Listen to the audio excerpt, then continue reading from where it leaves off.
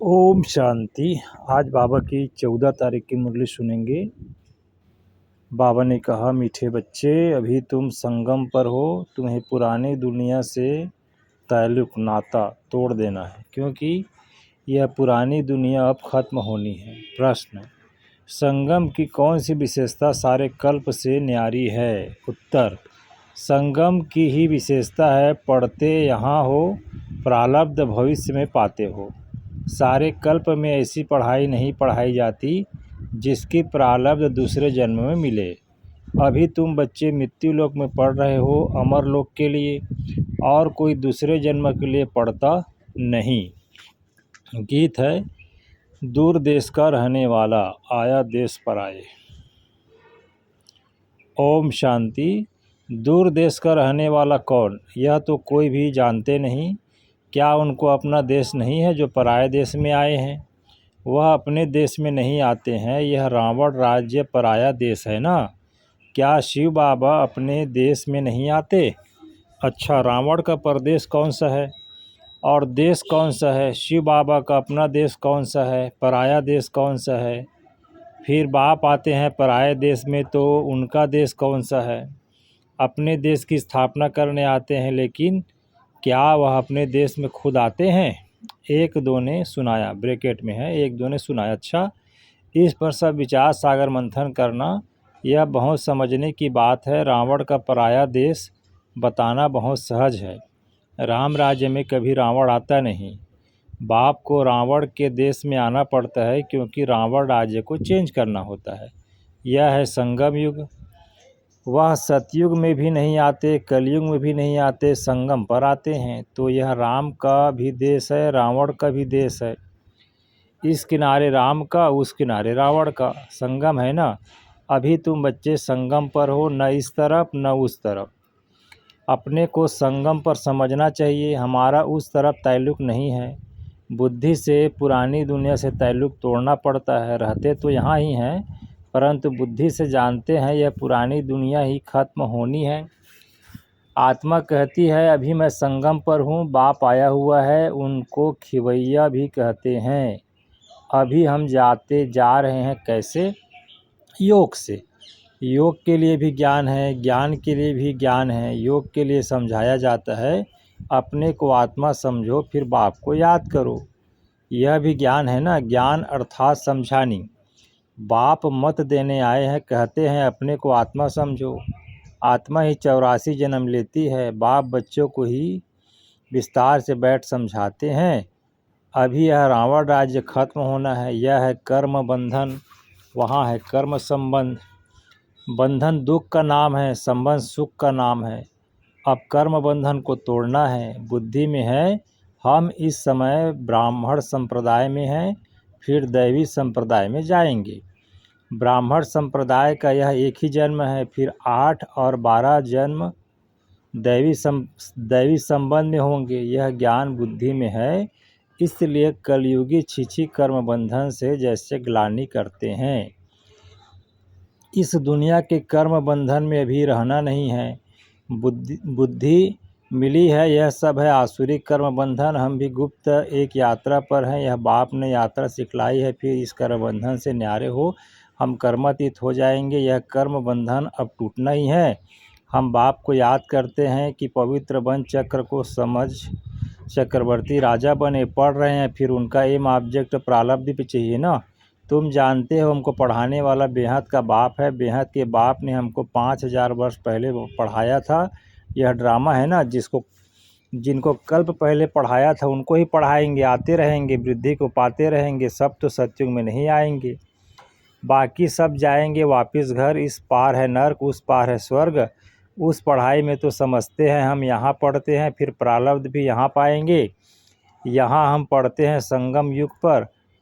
इनकी प्रारब्ध हमको नई दुनिया में मिलेगी। यह है नई बातें। दुनिया में ऐसे कोई नहीं कहेंगे कि तुमको इसकी प्रारब्ध दूसरे जन्म में मिलेगी। इस जन्म में अगले जन्म की प्रारब्ध पाना, यह सिर्फ इस संगम पर ही होता है। बाप भी आते ही संगम पर है। तुम पढ़ते हो पुरुषोत्तम बनने के लिए। एक ही बार भगवान ज्ञान सागर आकर पढ़ाते हैं, नई दुनिया अमरपुरी के लिए। यह तो है कलयुग, मृत्यु लोक। हम पढ़ते हैं सत्युग के लिए, नरकवासी से स्वर्गवासी होने के लिए। यह है पराया देश, वह है अपना देश। उस अपने देश में बाप को आने की दरकार नहीं है, वह देश बच्चों के लिए ही है। वहाँ सत्युग में रावण का आना नहीं होता, रावण गुम हो जाता है। फिर आएगा द्वापर में तो बाप भी गुम हो जाता है। सतयुग में कोई भी उनको जानते नहीं तो याद भी क्यों करेंगे। सुख की प्रारब्ध पूरी होती है तो फिर रावण राज्य शुरू होता है। इनको पराया देश कहा जाता है। अभी तुम समझते हो हम संगम युग पर हैं, हमको रास्ता दिखलाने वाला बाप मिला है। बाकी सब धक्के खाते रहते हैं। जो बहुत थके हुए होंगे, जिन्होंने कल्प पहले रास्ता लिया होगा वह आते रहेंगे। तुम पंडे सबको रास्ता बतलाते हो, यह है रूहानी यात्रा का रास्ता, सीधा चले जाएंगे सुख धाम। तुम पंडे पांडव संप्रदाय हो, पांडव राज्य नहीं कहेंगे। राज्य न पांडवों के न कौरवों को है, दोनों का ताज नहीं है। भक्ति मार्ग में दोनों को ताज दे दिया है। अगर दे भी दे तो कौरवों को लाइट का ताज नहीं देंगे, पांडवों को भी लाइट नहीं दे सकते, क्योंकि पुरुषार्थी हैं, चलते चलते गिर पड़ते हैं। तब किसको देवे। इसलिए यह सब निशानी विष्णु को दी है, क्योंकि वह पवित्र है। सतयुग में सब पवित्र संपूर्ण निर्विकारी होते हैं, पवित्रता की लाइट का ताज है। इस समय तो कोई पवित्र नहीं है। सन्यासी लोग कहलाते हैं कि हम पवित्र हैं, परंतु दुनिया तो पवित्र नहीं है ना। जन्म फिर भी भिखारी दुनिया में ही लेते हैं। यह है रावण की पतित पूरी। पावन राज्य सतयुग नई दुनिया को कहा जाता है। अब तुम बच्चों को बाप बागवान कांटों से फूल बनाते हैं, वह पतित पावन भी है, खिवैया भी है, बागवान भी है। बागवान आए हैं कांटों के जंगल में, तुम्हारा कमांडर तो एक ही है। यादवों का कमांडर चीफ शंकर को कहें, यूँ तो वह कोई विनाश कराते नहीं। जब समय होता है तो लड़ाई लगती है। कहते हैं शंकर की प्रेरणा से मुसल आदमी बनते हैं। यह सब कहानियाँ बैठ बनाई है। पुरानी दुनिया ख़त्म तो ज़रूर होनी है। मकान पुराना होता है तो फिर गिर पड़ता है, मनुष्य मर जाते हैं। यह भी पुरानी दुनिया ख़त्म होनी है। यह सब दब कर मर जाएंगे, कोई डूब मरेंगे, कोई शौक में मरेंगे। बाम शादी की जहरीली वायु भी मार डालेगी। बच्चों की बुद्धि में है कि अभी विनाश होना ही है, हम उस पार जा रहे हैं। कलयुग पूरा हो, सतयुग की स्थापना जरूर होनी है। फिर आधा कल पर लड़ाई होती नहीं। अभी बाप आए हैं पुरुषार्थ कराने, यह लास्ट चांस है। देरी की तो फिर अचानक ही मर जाएंगे। मौत सामने खड़ा है। अचानक बैठे बैठे मनुष्य मर जाते हैं। मरने के पहले तो याद की यात्रा करो। अभी तुम बच्चों को घर जाना है, इसलिए बाप कहते हैं बच्चे घर को याद करो, इससे अंतमति सो गति हो जाएगी, घर चले जाएंगे। परंतु सिर्फ घर को याद करेंगे तो पाप विनाश नहीं होंगे, बाप को याद करेंगे तो पाप विनाश हो और तुम अपने घर चले जाएंगे। इसलिए बाप को याद करते रहो, अपना चार्ट रखो तो मालूम पड़ेगा सारे दिन में हमने क्या किया। 5-6 वर्ष की आयु से लेकर अपनी लाइफ में क्या क्या किया वह भी याद रखना है। ऐसे भी नहीं सारा टाइम लिखना पड़ता है, ध्यान में रहता है। बगीचे में बैठ बाबा को याद किया, दुकान पर कोई ग्राहक नहीं है, हम याद में बैठे रहे, अंदर में नोट रहेगा। अगर लिखने चाहते हो तो फिर डायरी रखनी पड़े। मूल बात है ही यह, हम तमो प्रधान से सतो प्रधान कैसे बने, पवित्र दुनिया के मालिक कैसे बने, पति से पावन कैसे बने। बाप आकर यह नॉलेज देते हैं। ज्ञान का सागर बाप ही है। तुम अभी कहते हो बाबा हम आपके हैं, सदैव आपके ही हैं, सिर्फ भूल कर देह अभिमानी हो गए हैं। अभी आपने बताया तो हम फिर देहाभिमानी बनते हैं। सतयुग में हम देहाभिमानी थे, खुशी से एक शरीर छोड़ दूसरा लेते थे। तो तुम बच्चों को यह सब धारणा कर फिर समझाने लायक बनना है तो बहुतों का कल्याण होगा। बाबा जानते हैं ड्रामा अनुसार नंबरवार पुरुषार्थ अनुसार सर्विसेबल बन रहे हैं। अच्छा किसको झाड़ आदि नहीं समझा सकते हो, भला यह तो सहज है ना। किसको भी बोलो तुम अपने को आत्मा समझ बाप को याद करो, यह तो बिल्कुल सहज है। यह बाप ही कहते हैं मुझे याद करो तो विकार विनाश होंगे। और कोई मनुष्य कह न सके सिवाय तुम ब्राह्मणों के, और कोई न आत्मा को न परमात्मा को जानते हैं। ऐसे ही सिर्फ कह देते तो किसको तीर लगेगा नहीं। भगवान का रूप जानना पड़े। यह सब नाटक के एक्टर्स हैं। हर एक आत्मा के शरीर के साथ एक्ट करती है। एक शरीर छोड़ दूसरा ले फिर पार्ट बजाती है। वह एक्टर्स कपड़े बदली कर भिन्न भिन्न पार्ट बजाते हैं। तुम फिर शरीर बदलते हो। वो लोग मेल व फीमेल के ड्रेस पहनेंगे अल्पकाल के लिए। यहाँ मेल का चोला लिया तो सारी आयु मेल ही रहेंगे। वह हद के ड्रामा, यह है बेहद का ड्रामा। पहली मुख्य बात है, बाप कहते हैं मुझे याद करो। योग अक्षर भी काम में नहीं लाओ, क्योंकि योग तो अनेक प्रकार के सीखते हैं, वह सब है भक्ति मार्ग के। अब बाप कहते हैं मुझे याद करो, और घर को याद करो तो तुम घर में चले जाएंगे। शिव बाबा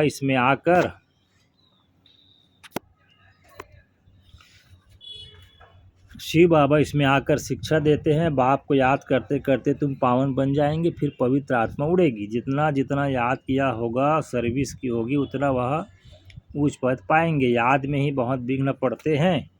पावन नहीं बनेंगे तो फिर धर्मराजपुरी में सजाएं भी खानी पड़ेगी, इज्जत भी जाएगी, पद भी भ्रष्ट होगा। पिछाड़ी में सब साक्षात्कार होंगे, परंतु कुछ कर नहीं सकेंगे। साक्षात्कार कराएंगे तुमको, इतना समझाया फिर भी याद नहीं किया। पाप रह गए, अब खाओ सजा। उस समय पढ़ाई का टाइम नहीं रहता। अफसोस करेंगे हमने क्या किया, नाहे टाइम गंवाया, परंतु सज़ा तो खानी पड़ी। कुछ हो थोड़ी सकेगा। नापास हुए तो फिर पढ़ने की बात नहीं। उस पढ़ाई में तो नापास हो फिर पढ़ते हैं, या तो पढ़ाई ही पूरी हो जाएगी। अंत समय में पश्चाताप ना करना पड़े, उसके लिए बाप राय देते हैं, बच्चे अच्छी रीति पढ़ लो। झग मुई में अपना टाइम वेस्ट मत करो, नहीं तो बहुत पछताना पड़ेगा। माया बहुत उल्टे काम करा देती है। चोरी कभी नहीं होगी, वह भी कराएगी। पीछे स्मृति आएगी, हमको तो माया ने धोखा दे दिया। पहले दिन में ख्याल आता है फलानी चीज़ उठाऊं। बुद्धि तो मिली है, या राइट है या रांग है। यह चीज़ उठाऊं तो रांग होगा, नहीं उठाएंगे तो राइट होगा। अब क्या करना है, पवित्र रहना है तो अच्छा है ना। संग में आकर लूज नहीं होना चाहिए। हम भाई बहन हैं, फिर नाम रूप में क्यों फंसें। देह अभिमान में नहीं आना है, परंतु माया बड़ी ज़बरदस्त है। माया रांग काम कराने के संकल्प लाती है। बाप कहते हैं तुमको रांग काम करना नहीं है। लड़ाई चलती है, फिर गिर पड़ते हैं, फिर राइट बुद्धि आती ही नहीं। हमको राइट काम करना है, अंधों की लाठी बनना है। अच्छे से अच्छा काम है यह। शरीर निर्वाह के लिए समय तो है।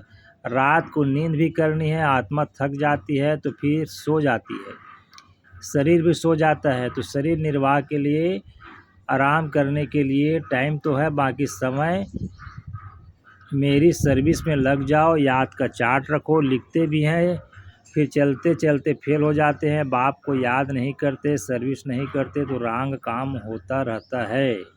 अच्छा जी, मीठे मीठे सिक्के दे बच्चों प्रति माता पिता बाप दादा का याद प्यार और गुड मॉर्निंग। रूहानी बाप की रूहानी बच्चों को नमस्ते, और हम रूहानी बच्चों का भी रूहानी माता पिता बाप दादा को याद प्यार, गुड मॉर्निंग, नमस्ते बाबा, नमस्ते। फिर धारणा के लिए मुख्य सार है। पहला पॉइंट है, झग मुई में अपना टाइम वेस्ट नहीं करना है। माया कोई भी उल्टा काम ना कराए, यह ध्यान रखना है। संग दोष में आकर कभी लूज नहीं होना है। देह अभिमान में आकर किसी के नाम रूप में नहीं फंसना है। फिर दूसरा पॉइंट है, घर की याद के साथ साथ बाप को भी याद करना है। याद के चार्ट की डायरी बनानी है, नोट करना है हमने सारे दिन में क्या क्या किया, कितना समय बाप की याद में रहे। अच्छा जी, आज का वरदान बाबा ने कहा, नम्रता रूपी कवच द्वारा व्यर्थ के रावण को जलाने वाले सच्चे स्नेही सहयोगी भव। नम्रता रूपी कवच द्वारा व्यर्थ के रावण को जलाने वाले सच्चे स्नेही सहयोगी भव। कोई कितना भी आपके संगठन में कमी ढूंढने की कोशिश करे, लेकिन जरा भी संस्कार स्वभाव का टक्कर दिखाई न दे। अगर कोई गाली भी दे, इंसल्ट भी करे, आप सेंट बन जाओ। अगर कोई रॉन्ग भी करता तो आप राइट रहो। कोई टक्कर लेता है तो भी आप उसे स्नेह का पानी दो। यह क्यों, ऐसा क्यों? यह संकल्प करके आँख पर तेल नहीं डालो। नम्रता का कवच पहन कर रहो। जहाँ नम्रता होगी वहाँ स्नेह और सहयोग भी अवश्य होगा। स्लोगन: मेरेपन की अनेक हद की भावनाएं एक मेरा बाबा में समा दो। अव्यक्त इशारे: रूहानी रॉयल्टी और प्योरिटी की पर्सनालिटी धारण करो। रूहानी रॉयल्टी का फाउंडेशन संपूर्ण पवित्रता है। तो अपने से पूछो कि रूहानी रॉयल्टी की झलक और फलक आपके रूप व चरित्र से हर एक को अनुभव होती है। नॉलेज के दर्पण में अपने को देखो कि मेरे चेहरे पर चलन में रूहानी रॉयल्टी दिखाई देती है या साधारण चलन और चेहरा